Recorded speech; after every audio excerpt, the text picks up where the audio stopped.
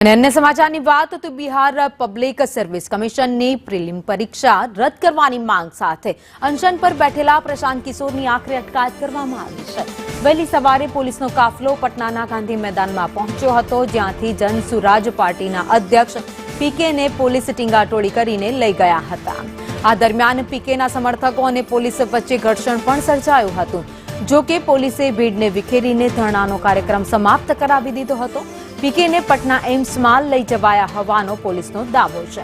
જો કે પીકેના સમર્થકોનું માનીએ તો તેમને ક્યાં લઈ જવાયા છે તે કહેવાયું નથી।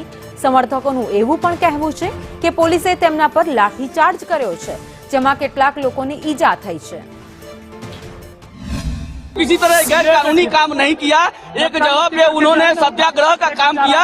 इनके जुड़ाव से सरकार डर गई है, बिल्कुल पूरी तरह से मानसिक स्थिति नीतीश कुमार अपना खो चुके हैं। उन्होंने प्रशासन के द्वारा हाथ चलाया, बिल्कुल गलत बात है।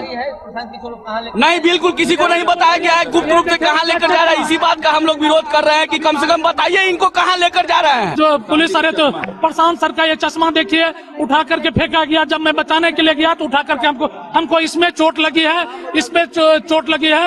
इसके बाद जब मैं गया तो वो जो है गाली गलौज किया। इसके बाद जो है मेरा मोबाइल जो है छूट गया।